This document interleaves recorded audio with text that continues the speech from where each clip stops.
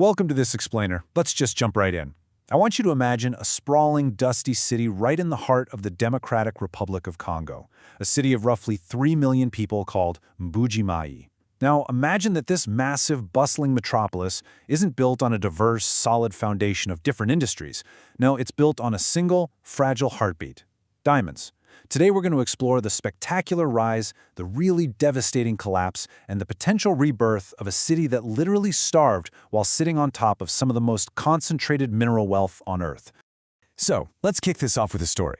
Years ago, in a hot, humid high school classroom right there in Mbuji Mayi, a fierce debate was raging among the students. They were arguing over the economic future of their province, Kasai Oriental. Suddenly, one teenage boy stands up and makes what was, frankly, a radical statement. He tells the room that they need to halt the region's massive diamond mining company, completely stop production, and just rethink the entire economic structure. Well, as you can probably guess, the room turned incredibly hostile. His classmates laughed at him, and some were genuinely furious. Why? Because to them, he wasn't just talking about abstract economics, he was threatening their very survival. $10 million. Every single month, the local mining giant, a company known as Mbuji, injected this absolutely staggering amount of cash directly into the local economy through its payroll. It was life-changing money. Honestly, if your parents worked at Mbuji, your family was essentially local royalty. For the entire city, that monthly cash drop was the only pulse keeping the region alive. So, suggesting they turn that money printer off, it sounded like absolute madness to anyone just trying to feed their family. But that teenage boy, who actually grew up to author the research we're breaking down today, intuitively understood a terrifying economic truth. Part 1. The Single Organ Economy. A heartbeat powered by diamonds. This right here was Mbuji Mayi's core structural flaw. Think of it as an organism trying to survive on just one single organ. You had less than 5,000 formal workers at the Mbuji diamond mine bringing home cash that indirectly sustained over 1 million dependents. It's wild. It created this massive, hyper-dependent informal sector. The rest of the population wasn't actually producing anything. They were engaged purely in redistribution. Basically, they were taking that diamond money and using it to import everything: food, clothes, cars, fuel, from the outside. The wealth was incredibly fluid, sure, but it was leaking out of the city just as fast as it was coming in. Part 2. Anatomy of Dutch disease. The illusion of economic activity. Underneath the bustling streets of the city, a silent macroeconomic trap was totally destroying the region's future. Economists call this Dutch disease. It's what happens when a region discovers a massive, lucrative resource, like diamonds in the DRC or, natural gas in the Netherlands back in the 60s. The local purchasing power artificially inflates.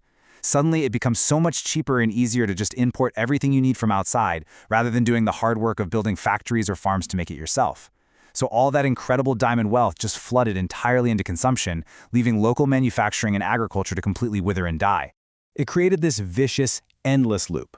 First, MIBBA pays its workers. Second, those workers use their cash to buy imported goods. Third, the informal traders make a profit, but then they just immediately use that profit to import more goods. Absolutely zero local production emerges from this cycle. And because Kasai Oriental is deeply landlocked, bringing these goods in meant flying or trucking them across thousands of kilometers.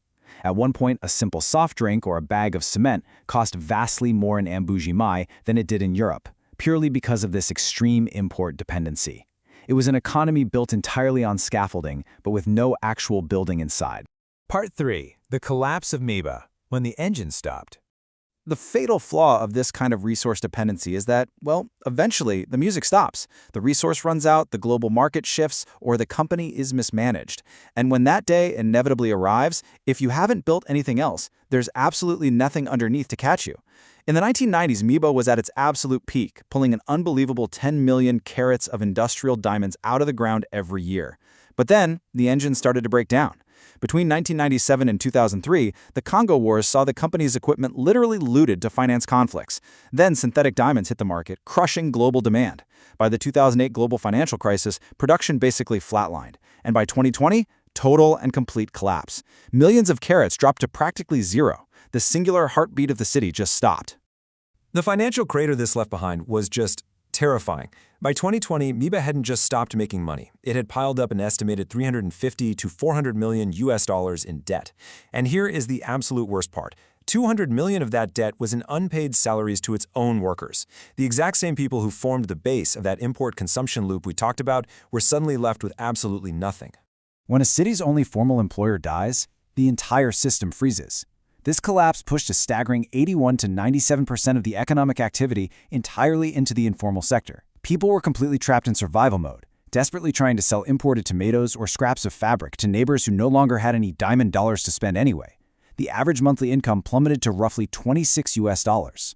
To put that in perspective, that's actually below the country's own legal minimum wage. The liquidity was totally gone, and the economic organism flatlined.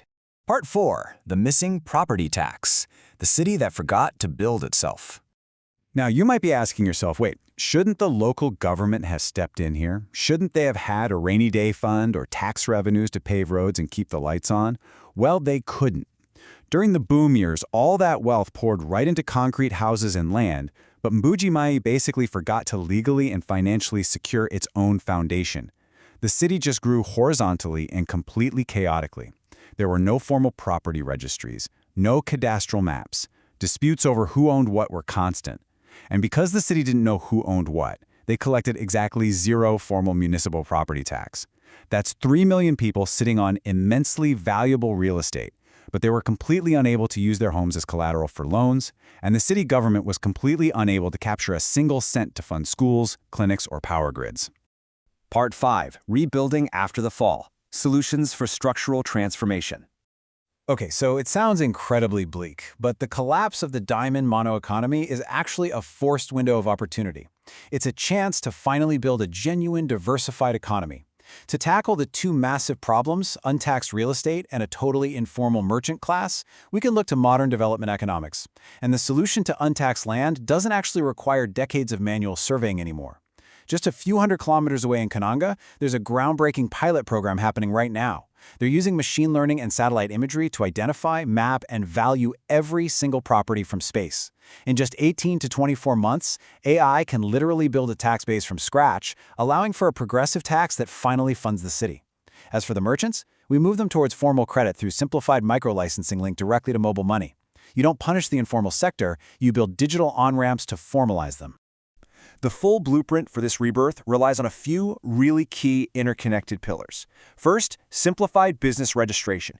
Anyone should be able to legally start a company in a matter of hours, not months. Second, progressive property taxation built on that satellite data we just talked about.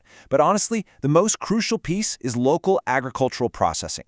The Kasai region has incredible soil and river systems. They have to stop just importing food and start actually growing and, crucially, processing their own cassava, maize, and palm oil. Combine all of this with the capital and the expertise of the millions of Kasai diaspora living around the world, and you finally transition from a fragile distribution economy to a true, resilient production economy. Which brings us right back to that teenage boy in the high school debate. You know, the harsh reality of economics is that transitioning away from a single resource is really only politically possible before the collapse happens, when you still have the money flowing in to build new industries. But, as those angry classmates clearly showed, it's really only emotionally imaginable after the collapse, when the illusion of endless wealth is finally shattered. Well, the scaffolding has fallen in Mbuji Mayi. The diamond money is gone, the tools, the technology, and the land to rebuild are all right there waiting. The only question we are left with now is, do they finally have the structural courage to do it?